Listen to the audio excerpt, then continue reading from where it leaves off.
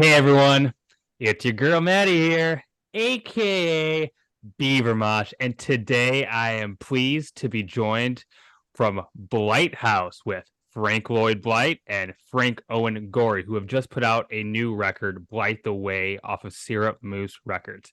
How's it going, guys? Thanks for joining me. Super. Thanks for talking with us. Going Yeah, well. yeah. So Blight the Way, this is your second record, and let me ask, how do you find that this is a progression from your last one, Summer Camp Sex Party Massacre? It's been kind of a bit of a time, I think 5 years. Yeah, it's definitely this is our third album, actually. It's our Okay, second one with label support. Our first one was just to put it on Bandcamp and see if anybody digs it. And then they sure. did. And that's where we wound up with Summer Camp Sex Party Massacre. This one's, it's a little bit different in that we have maybe focused more on. I hesitate to call them hooks. I don't know that we Hmm. have hooks per se, but we focus more on making the songs more distinct and more memorable than Yeah. even we were really achieving on our earlier work. Yeah, I think like it's been almost to the day 5 years between albums, and that wasn't intentional. We just kind of work at our own pace. We have other bands, we have other projects that we work on, and we kind of work in kind of fits where we'll do a little bit Yeah. of work, let it sit for a while, do a little bit more, let it sit for a while. And the pandemic happened, so that Yeah. kind of slowed everything down and changed everything. And like during this time, the initial songs that we made, uh, we changed dramatically. Some we just completely stopped. Some we had an idea, came back to it, and weren't really feeling it. And like by the time this album was done, it kind of, like Frank was saying, has hooks, has some grooves, Yeah. is a little bit more diverse and a little bit more fun than our previous album. It's just, some bands kind of stay the same for 20, 25 years, and that's cool.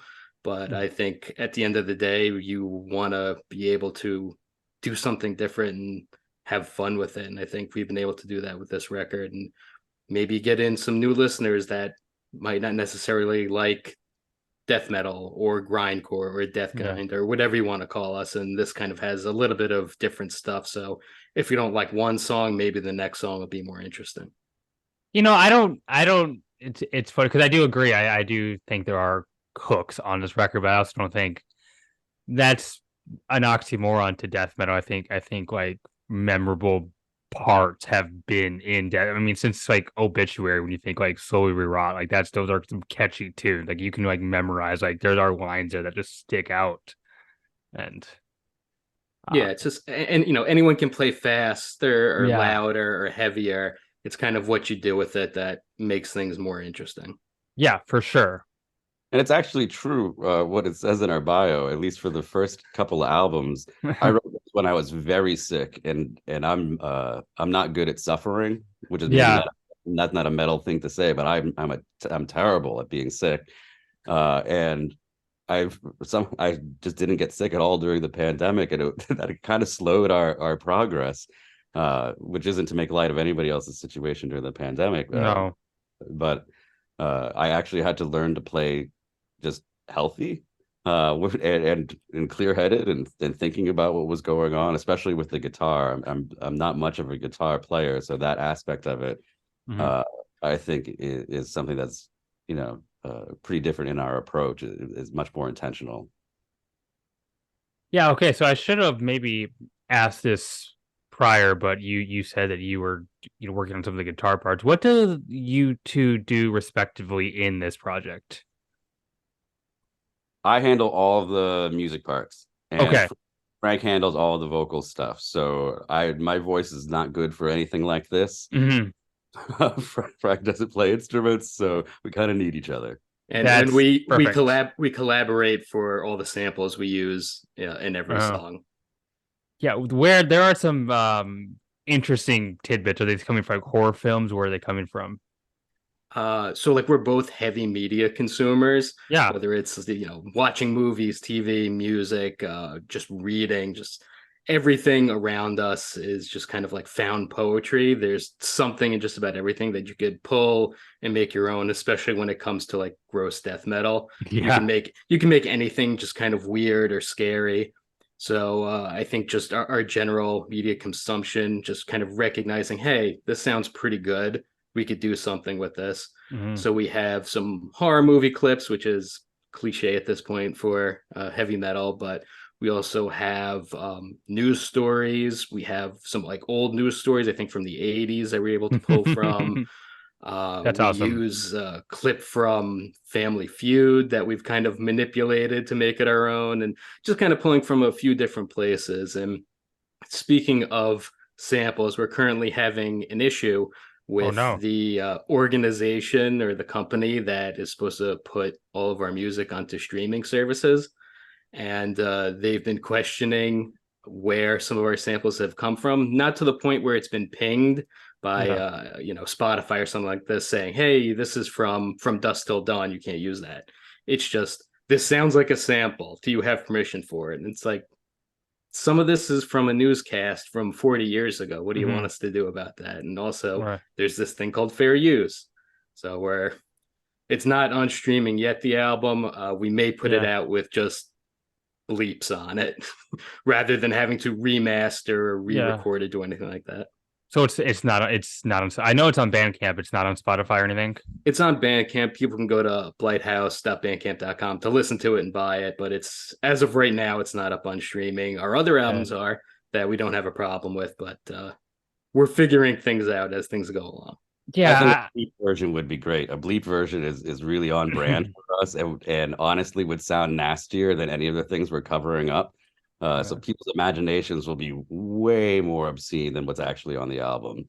I'm all for the bleeping strategy. We got to look into doing that, I think. Yeah, that I feel like that could work. But also, yeah, I mean, I studied a little bit about the fair use stuff when I took like music business classes in college, but like I feel like most of the samples you should be able to get away with. But like you said, they probably just like, yep, these have samples. We don't know where they're from, so we're gonna not take a risk with them. So Yeah, a I'm lot of sorry. people know about all the sort of middle services that Yeah. exist between artists, labels, platforms, and it's there.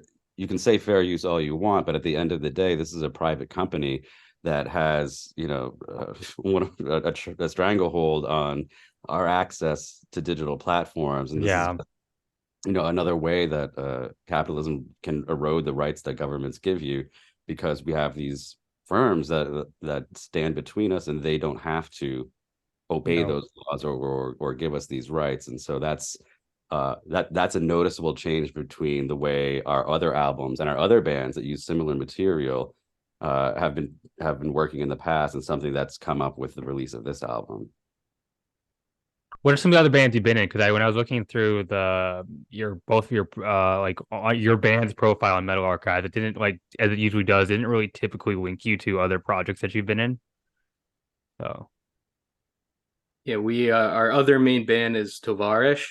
It's okay, a Soviet themed, that's communist awesome. themed, uh, doom noise drone band. That's kind of like our main band. But again, because we work so slowly, we haven't put anything out in a couple of years. Now that this album's out, we'll probably start to revisit that at some point. So that's why you won't be able to like find what else we do, is because we just work under different names and Yeah, different projects. And like, while we're open about like what other stuff we do, we try to like keep them separate, just because it's like a writer putting out a sci-fi book and then putting out a mystery maybe under a different name, just so people don't have misconceptions or preconceived notions of, well, it's these guys from this band, this is going to sound like this. Oh, it doesn't. So we'd rather people just kind of find things on their own and interpret things how they want to. yeah, But that actually, makes total how it sense. Blight House sounds a lot like Fast Tavarish. Tavarish sounds like slow Blight House. And we are who we are. We sound like what we sound like, and maybe we just like making up fake names. Sounds like fun to me. Uh, so I am someone who has heard a lot of death metal. I mean, it's why I do this show. Gore just being disgusting and nasty is nothing new to death metal. It's very part of its DNA. But with that said, I was still pretty surprised at just how gross this record is. Like, why? How? Where is that coming from? I think we've been working together for so long that we kind of have a good read on each other. Yeah. I don't think we've ever had any sort of like real disagreement musically. We're both pretty flexible with what we want to do. So Frank will come up with, "Here's a riff. What do you think? Sounds good. Let's go." Hmm. And we record pretty quickly. Things come together pretty quickly. We both like horror movies. We both like pro wrestling. We Yeah. both are politically inclined in the same sorts of ways. So it's really working in sync together. And as far as like the sounds itself, for vocals, chocolate milk is a big helper to get me extra phlegmy and gross sounding. Bananas are also good for coating the throat and just so you don't have any of the bile coming up or stomach acid. So that's kind of like the secret trick to wanting to sound extra gross. If any aspiring death metal vocalists are watching this, there you go. That's a tip. That's the secret. That's how you get to sound like that. Does that work for black metal streaks, or is it just kind of more for the guttural low thing? Or So it's funny, someone else had brought up who had listed this album saying that my vocals were sounded like black metal. interesting. And like that's never my intention. I was never Yeah. trying to focus that way. It's just the natural way my voice comes out when doing at least the higher register type screams. That's Yeah. just what's most comfortable for me. That's the Hmm. sound that comes out, and probably why I've never been able to like fully join a metalcore band because my voice sounds like that rather Hmm. than Howard Jones or someone like that. And the same as like what I was mentioning before with how easy we're to work with. We'll record an entire song with me just doing my as is higher vocals, and Frank will come back and just be like, "Do a low one, next take, all lows," and then we just kind of mix it up and figure out what works where, what's kind of missing, and piecing it together. It is kind of like a puzzle piece. Hmm. This works better here, gutturals here, and usually by the end of a recording session, I can't speak all that well, and I need to be quiet for like a day or two. Sure. But we work fast when we want to work, and we're able to crank things out as fast as possible. Yeah. Yeah, the gross. I mean, I sort of hear you asking kind of maybe two questions about the gross and the gore. Like what, like how does it, like, how do you just make something sound gross? But then, how do you work within the themes of metal, lyrics and ideas to be gross to that audience?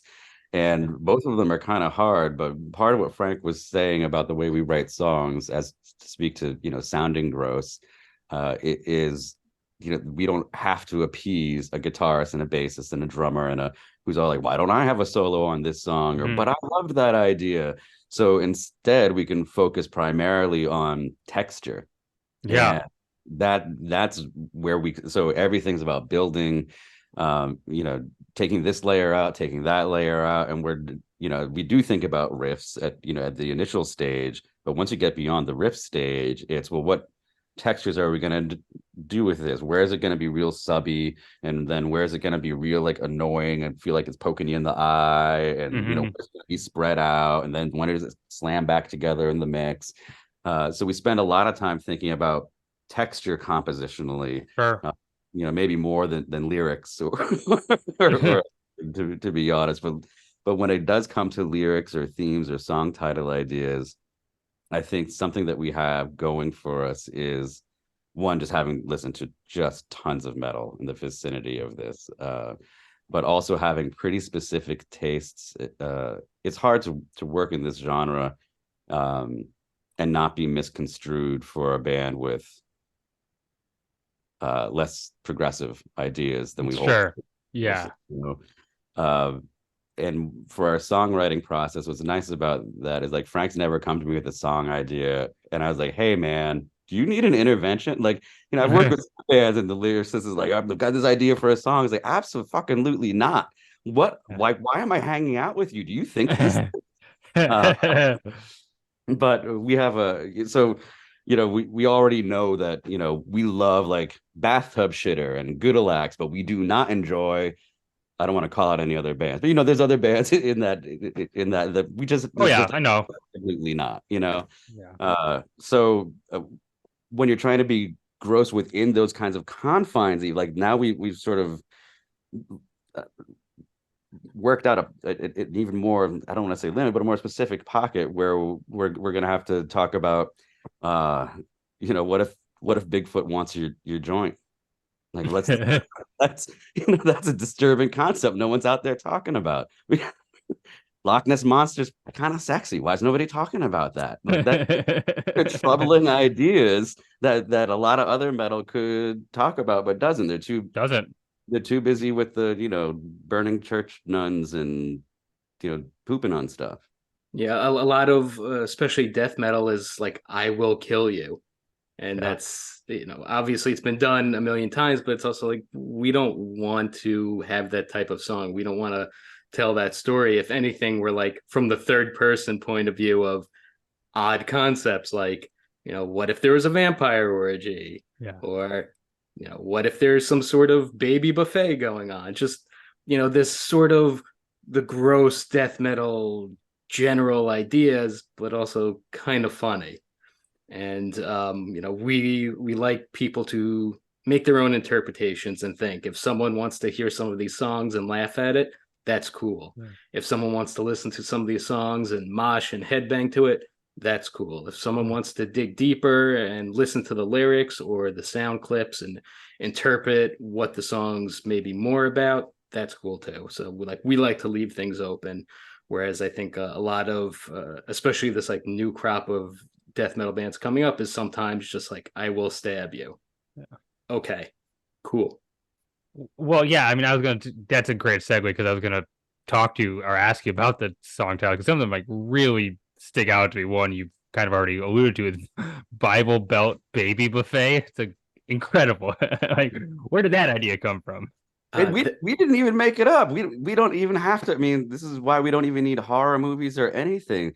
There's a certain section of the American public that is coming up with wild ideas about what folks are doing, and we just steal their ideas. Yeah, absolutely. Adrenochrome eating babies. This sounds awesome. Absolutely, yeah, we're doing that. Yeah, that came from the sound clip we use in that song, where a woman's talking about they're putting babies in your food, it's human sac, like all this nonsense. That Yeah. it was a real person No fucking way. during COVID when there's lots of Zoom meetings, I think for a town council, and this woman just started talking about they're sacrificing and they're putting babies in, children's food, and what are you going to do? And this is horrible. That's a song for us right there. There's nothing more unhinged and scary and dangerous than a person with too much time on their hands that's been sitting on Reddit reading QAnon stuff.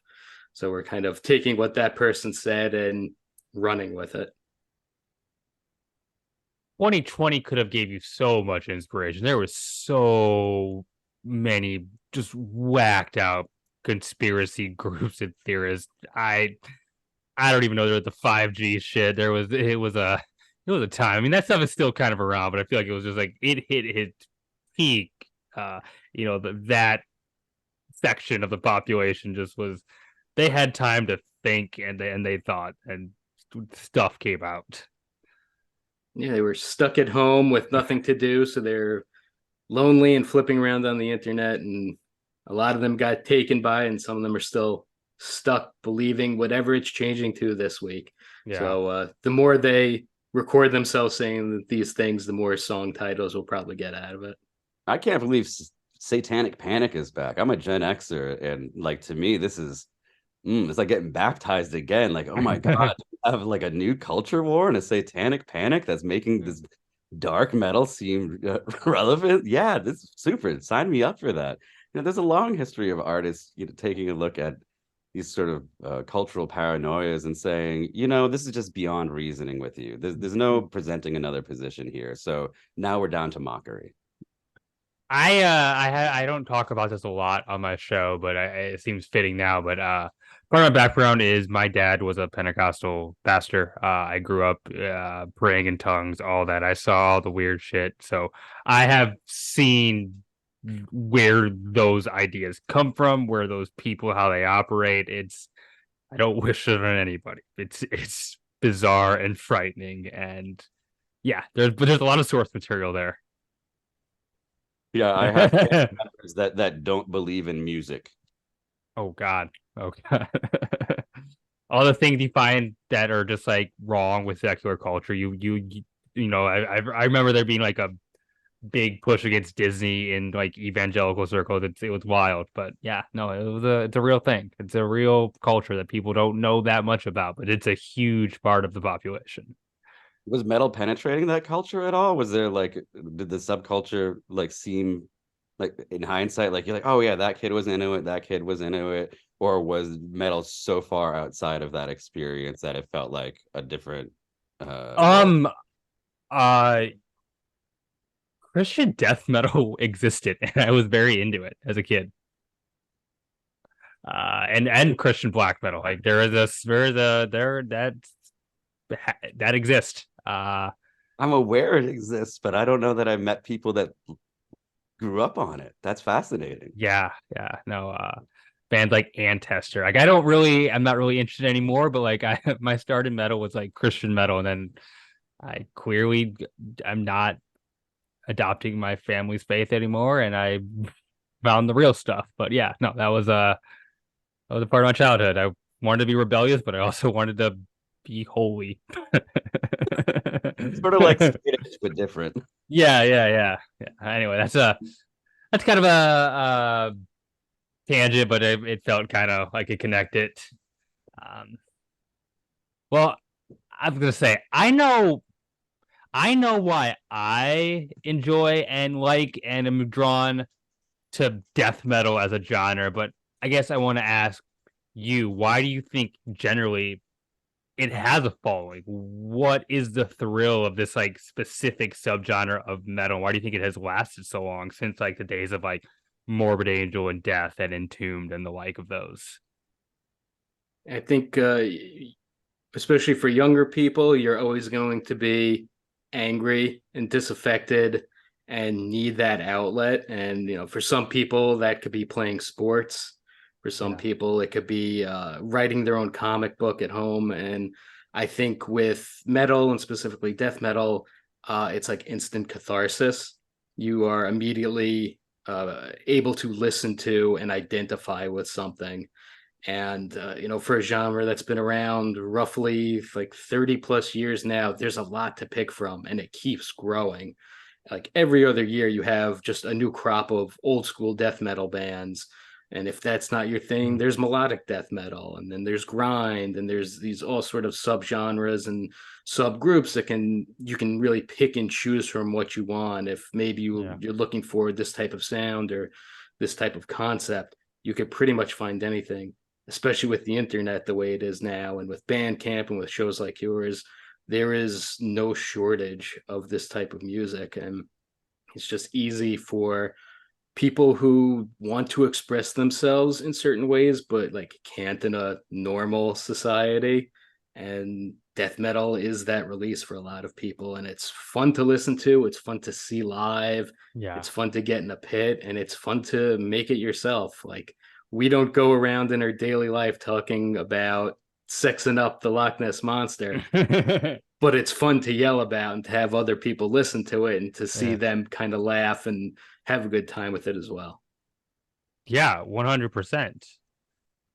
And you're right, death metal, there is this big umbrella term, but people maybe from the outside don't realize how diverse it is. A tech death band is going to sound a lot different than Dismember, and Dismember sounds a lot different than like Early In Flames, but they're all under that umbrella of death metal, but there's also very discernible differences. Right. To everyone else, that's noise or that's just Yeah. heavy metal. If you talk to a normal person, you say you like metal, they'll say, "Oh, like Metallica." Yeah. And, if you want to talk to them, maybe you say no, actually. But if you don't want to deal with it, you just say, yeah, sure.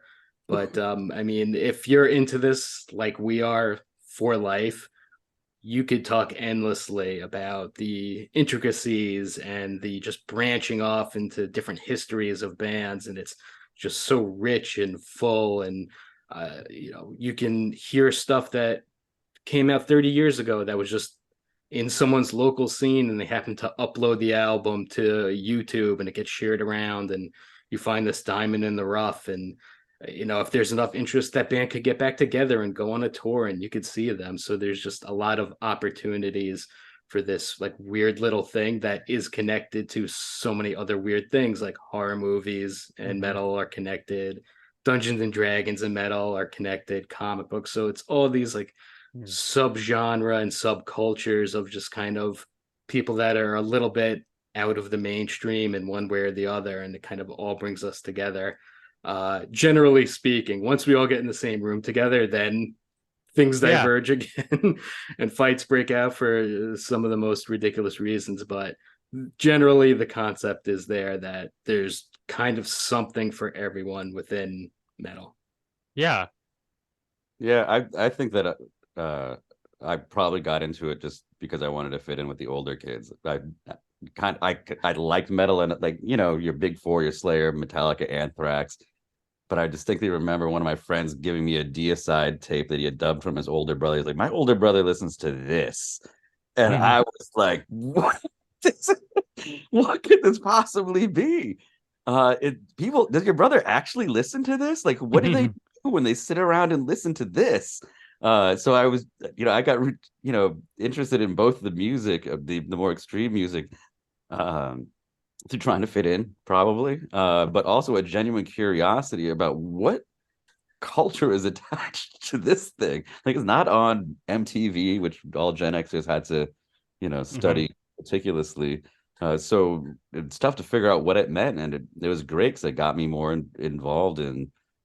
I grew up in a rural area, but VFW shows and putting basement shows and backyard shows, and Yeah. actually the idea that you could get involved in making things. And the older I got, I remember lots of adults trying to tell me when I was a teenager I was going through a phase.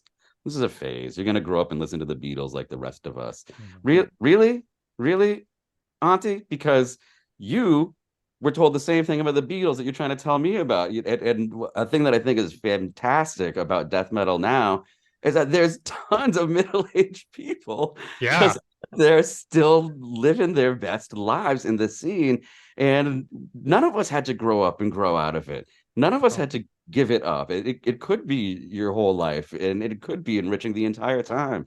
But it's definitely very, I mean, but it's very different in other places. I don't, have you ever seen Frank maybe knows the documentary? It's like called Heavy Metal Cowboys or something like that. And it's about heavy metal fans and somewhere in sub-Saharan Africa, and it documents them coming, like they just live in these far out villages, and then like Sabaton or something comes to the nearest city, and they will walk for days through this desolate landscape in full battle jackets in the sun to go to these shows and get together.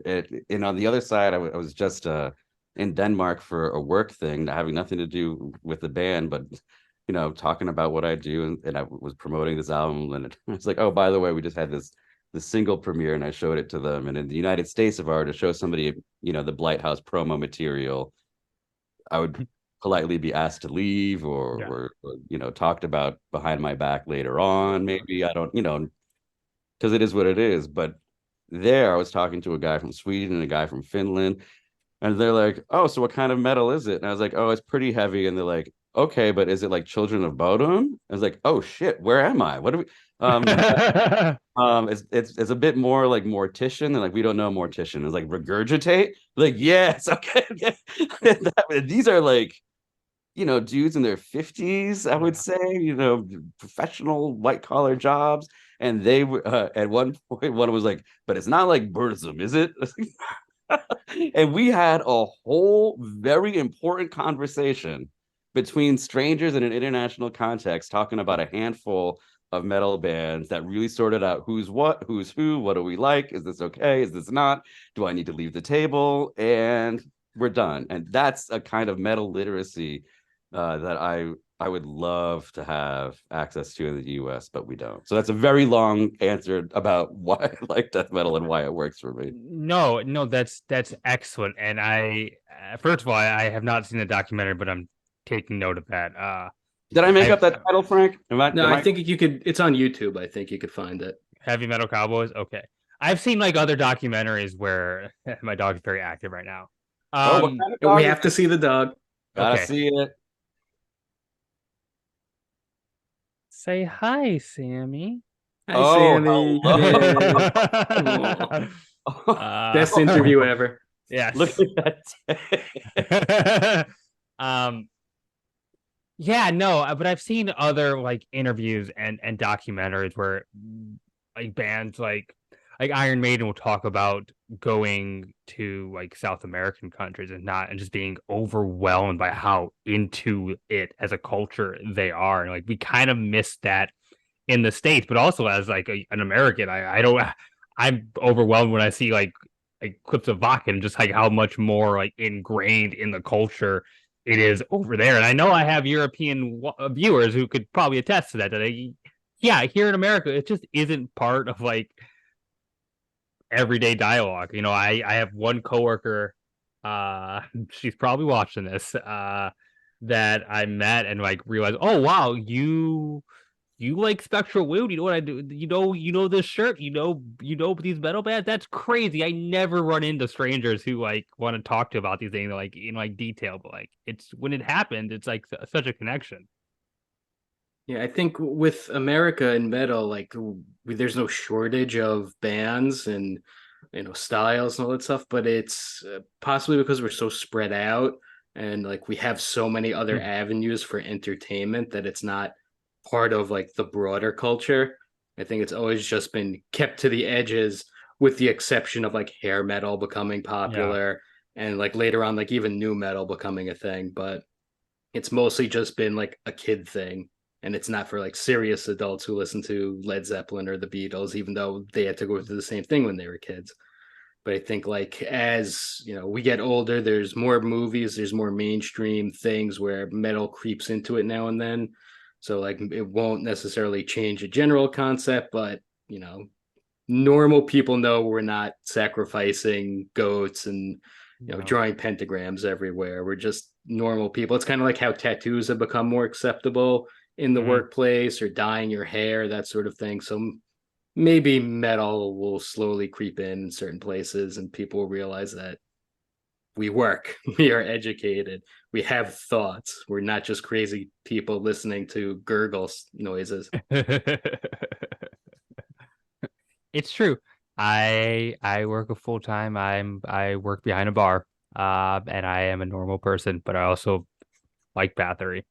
Uh what's it been like working with Syrup Moose? Syrup Moose is kind of a friend of the show. But really respect that label. How's that experience been for y'all? It's been really great. We are pretty low key. Yeah. So I think it's been a good match for that. We had reached out to a few other places and like never really heard back from anyone. One known label was like, well, we're all full this year, but get back to us in 2024, 2025. It's like, Mhm. no. No. So we were Yeah. just thinking, like at one point, we're just like, I guess we should just self-release it and do it on Bandcamp Day, and that'll be that. And through Twitter, just seeing Sir Moose interact with people, seeing some of the bands that they put out, and kind of identifying, just socially, politically with what their ethos is, what they work with, and Mhm. putting out. We like the album is on limited edition cassette, which is super cool for us. We haven't had something like that done before. Yeah. The involvement of there's also a tarot card involved with purchasing the Yeah. album. I believe we're the Six of Cups, and the artwork's super cool for that. That's just like another avenue that we'd really never had Mhm. considered for what we were doing, but like kind of fits in a weird way. And just having a partner that has our back, like we were dealing with this other company, and just being on the same page with us, Mhm. working with our PR people, and just being a supportive partner. And we were Yeah. lucky enough on the previous album to work with the Nefarious Industries, who are great as well. So it's we've just been very lucky for putting out music that is kind of gross and maybe not be accessible for like general metal record labels that are more interested in putting out like one type of sound or looking for something that's more polished or more geared towards whatever they want to do. Syrup Moose is like, yes, that sounds cool. Let's do it. And Yeah. just having that extra support, like we like what we do, but to have an outside person listen to what we've put out and to kind of speak with us and know who we are, to also be on the same page, that's been a big boost musically and I guess morally as well. Yeah. Yeah, and for the sort of stuff that we do, again, it can be hard to find a label that isn't full of sketchy stuff that we wouldn't really want to be neighbors with. And so by the time you weed through that, or even get somebody to say, yeah, we were into it, and then you look more at the catalog, you're like, yeah, there's no money or fame in this. Like, so, making No. these choices of who you're going to work with is kind of important. We were talking for a while about starting our own label, doing more of a collective. But then when we found Syrup Moose, they do have I don't want to talk too much business, but they do have a more artist-centered and collective-ish Yes. model to it that it just makes so much more sense than what a lot of smaller indie labels are doing. To get your resources a little bit more centralized, it makes so much more sense to do the release schedules the way they're doing it is way better than dumping a ton of money into 1,000 vinyl pressings and hoping for the it's been really fantastic working with them so far. Yeah. I just remembered when we were talking about labels, going back to like our first album that we just put out on Bandcamp. We had initially started searching out some other labels. Some people were sort of interested, but nothing ever panned out. One label had recommended we get in touch with another label that they thought would be a good fit for. So I reached out to them. They were like, yes, absolutely. This sounds great. I'll even do artwork for you. Here's a link to like my Facebook page with all this stuff. I had like misremembered. I thought they were another label that had a very similar name. Mm-hmm. And when I went to this Facebook page and was looking at all their artwork, it was just the worst porno grind type of stuff that you could ever think of. And it was really bad artwork on top of that. It was like colored pencil sketches and crayon stuff. And just flipping through the other bands, we're like, no. I'd rather not put this out than be involved with that. So it's just kind of from the beginning, we've kind of known what we've wanted to do and what we've not wanted to do. So that's kind of helped us focus on who we want to work with. Yeah. And I've never heard of that label ever again. So, well, you are pretty open about your politics, as you've already mentioned before. And in fact, I was doing a little digging, and a handful of years ago, you had a track given to this compilation from the Worldwide Organization of Metalheads Against Nazis. And can you talk about that a little bit? that comes from someone who is on Twitter, who is very well known as being outspoken anti-fascist. Mm-hmm. And they were putting out this compilation, and we thought, well, yeah, that fits us. We are very much anti-Nazi in the Punch More Nazis camp. Let's do a song about that, where we put out, and it was eventually on one of our albums, Follow Your Leader, Kill Yourself. And after that, that person was revealed to not be such a good person, and they've fallen off the face of the earth. So it's just kind of one of those things where like, yes, we believe in I this. didn't even know that. I'm learning something here in my own interviews. Yeah. Not the best person to work with. So like we stand by the song, but that compilation I think is just a thing that exists probably somewhere on Bandcamp, and we haven't spoken to that person since or done anything with it. But did I stop sticking that album the freebies when I do the merch, or no? We got to get rid of it somehow. Fair. Cool. Well, kind of more lighthearted, but what do you guys do outside of, riffing and making death metal noises? Do you guys game? Are you into outdoorsy stuff? Like, what's the life for you metal musicians out in Rhode Island? Can I give you a game recommendation just because it came out today after a long period of development, and it's totally relevant? Death Bulge Battle of the Bands, available on Steam as of today, definitely whenever this comes out. It is an adorable, if you've ever played like Ni no Kuni, it is an adorable I'm writing that down right now. RPG turn-based fighter with like a light music mechanic, like timing the thing is kind of measure based and sort of cool. You build you have a fixed party, but you collect like band patches and different, Oh, I don't want to give too much away, but it is adorable, fun, cartoony, metal based, and it's not like so I'll give you an anti-recommendation, not that you asked for one. But if you've ever been curious about Metal Hellsinger, the rhythm-based metal shooting game, super boring. Just read. okay. It's cool the way they did it, and it's kind of nice the way it builds, but it is like the most boring basic shooter, and you better really be good at it if you want to hear the vocal track kick in, because that's the only way you're gonna hear it is by getting. It's yeah. So as far as metal themed video games, Metal Hellsinger, no. Death Got it. Ball's Battle of the Bands, absolutely get on this ASAP. I'm going to look that up as soon as we're done recording. I'm not much of a video game player.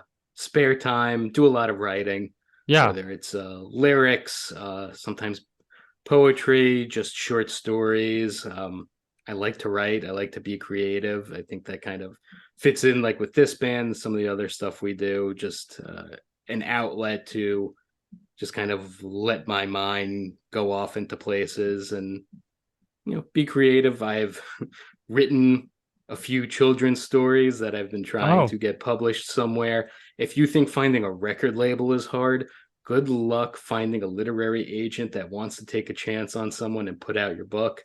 That's why so many people self-release their own books to yeah. Amazon. So yeah, I mean, I do play some video games. Like I'm doing a replay of Fallout 4. I just usually can't find the time to commit so many hours to Yeah. do especially some of these longer story things. And I don't want to pay for games on like a subscription basis, or have 12-year-olds yell slurs at me while I play a Yeah. video game. So that's kind of kept me away for a while, or keeps me playing old games. But Yeah. yeah. I just had this conversation with my last interview. I think it's a topic I like talking about, but I did play Fallout 4 when it came out. I was a sophomore in college when that came out. I never got too far into it, but I think it didn't click because I just think I'm more drawn to like the medieval fantasy version of the RPG genre versus like the like post-apocalyptic. But like the mechanics of that game were very fun and definitely visually striking.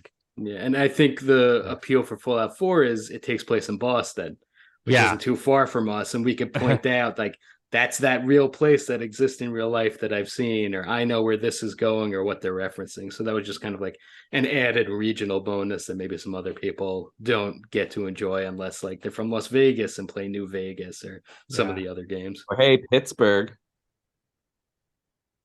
No one But talks about fighting in Pittsburgh. No one wants to.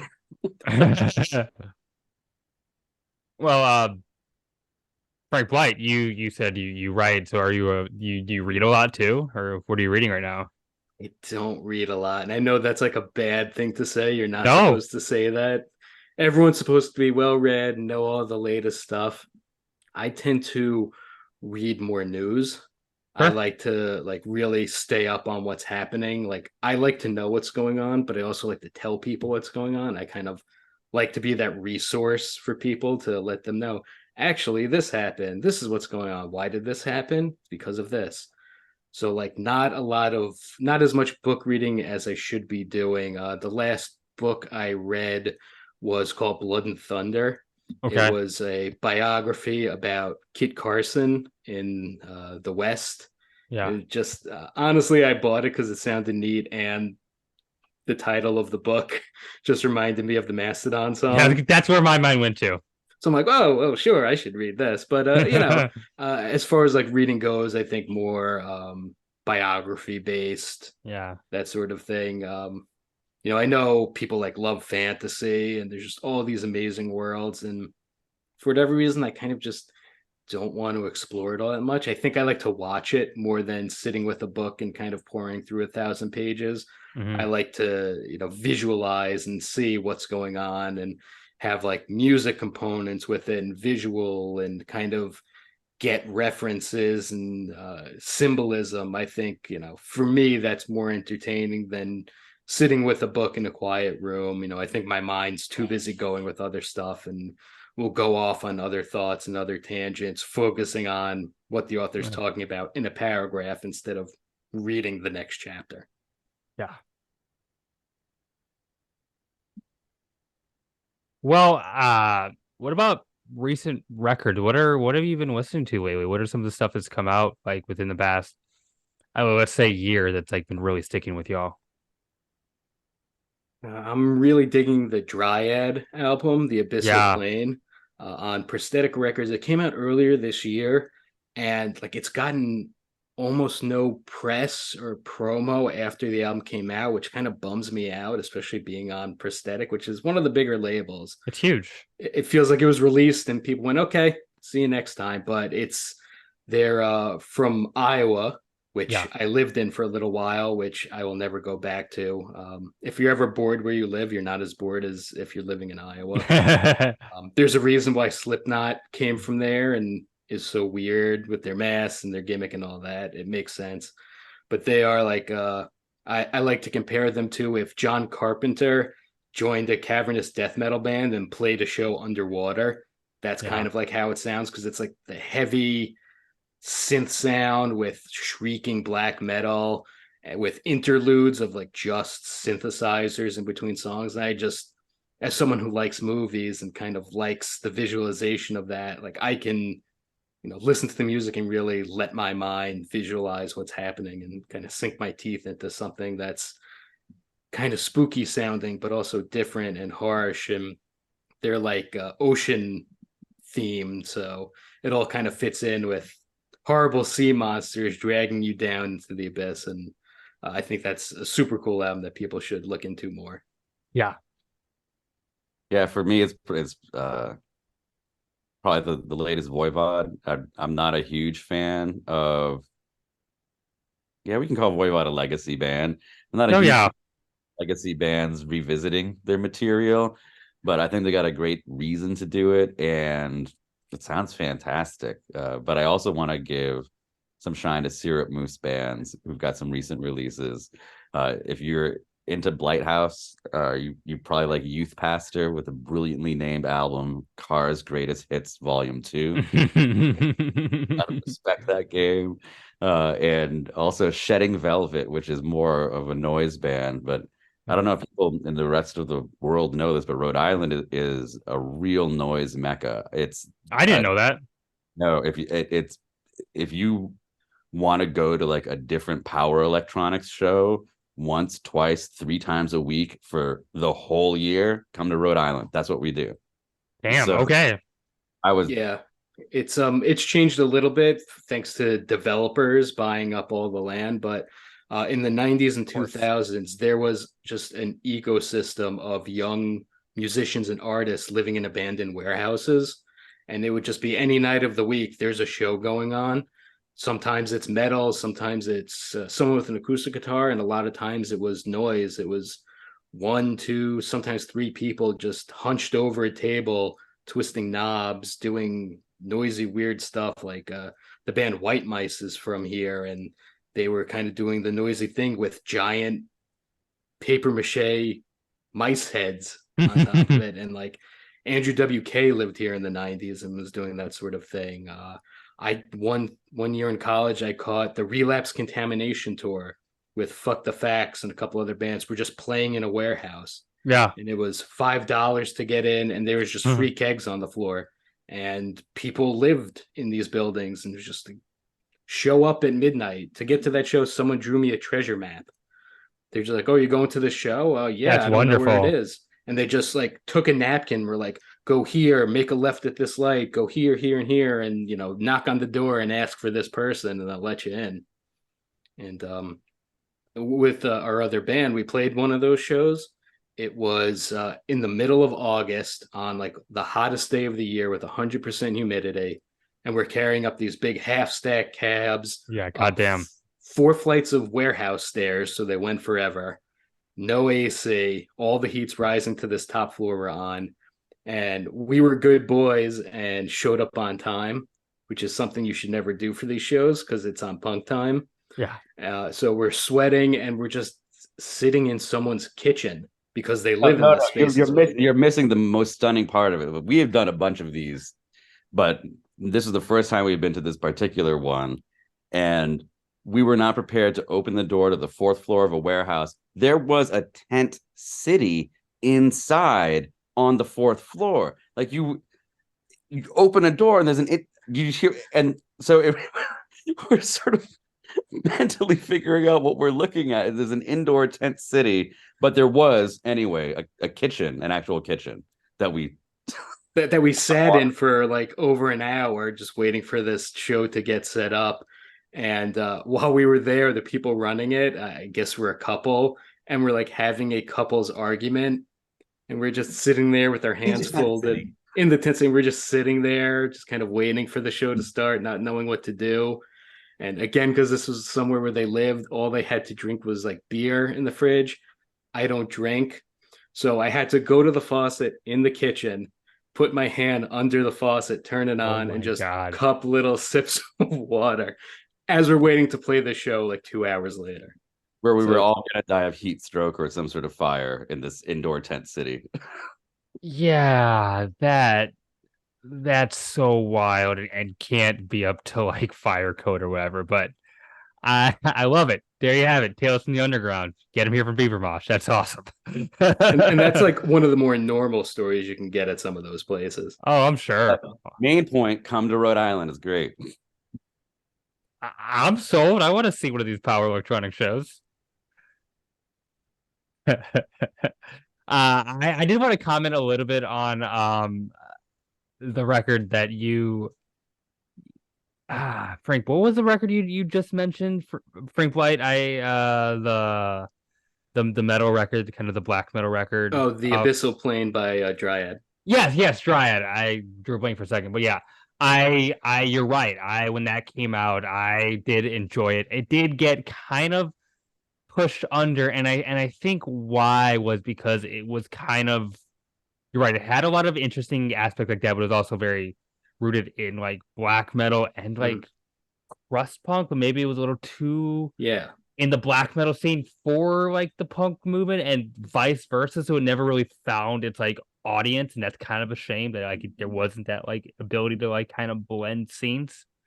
Yeah, and I think Prosthetic pumps out so many albums a year. Yeah. And it seems like they tend to focus on a couple of bands. I think maybe because they think they're going to make money off them. Whereas some of the albums, if they don't catch fire right away, it's just you're one and done, or you're on your own for the rest of the year trying to promote it and go on tours. It's a shame. Yeah. Well, that's about all the questions I have, but I want to give the floor to you. Tell people where they could find your music, your merch, and then just like any other thoughts you want to leave us with. Before the promos, we got to ask you a very important question. Go for it. What are your favorite pancake preferences? This is getting out. I love it. Yes. I've been making a point I live in Minneapolis to make it around and try all the pancakes in Minneapolis. Like go to a different pancake place. But I love definitely, like, I don't like it when they give me like a large pancake that covers a plate. Like it needs to be a short stack or there needs to be a couple. And then I really like blueberries in my pancakes, but like, it's not required. You got to have real maple syrup and then whipped butter. A little bit on the first pancake and one in the middle, so then you kind of squeeze it together so it melts in between the cakes. Then you pour the syrup on, and you got to get the fork within both of the short stack pancakes. So you get kind of this dense bite. You want to let it sit under the syrup a little bit so it gets kind of soggy, but not too much. It really absorbs the syrup. And there are a couple places in the city there are places that are like fancy brunch places do pancakes. Not my thing. I want the greasy diner pancake. They tend to tastes better, in my honest opinion. But yeah, that's those are my pancake takes. Is this a serious take that you've thought about? Clearly, It is, yes. it's good to know. We live not far from like the maple syrup capitals of like Vermont and New Hampshire. Yeah. So, we can get like the $25 jug straight from the tree if we wanted from like some of these markets. But as far as my pancake preferences, I like, I mean, if there's no consequences and I'm not gonna, get diabetes or have Yeah. heart issues from it, if I could just have my pancakes, I'd probably go with chocolate chip and banana in it. Yeah. I And have had good.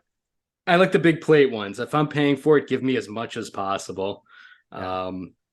Syrup not too much, butter not too much, and I'm real lazy with it, so I'm not even going to use a knife. I'm probably just going to rip it apart with a fork and just shovel it into my mouth. Sure. I'm gonna have to go with a twist on it. I'm gonna say Johnny cakes. That's a pancake made from cornmeal. Oh.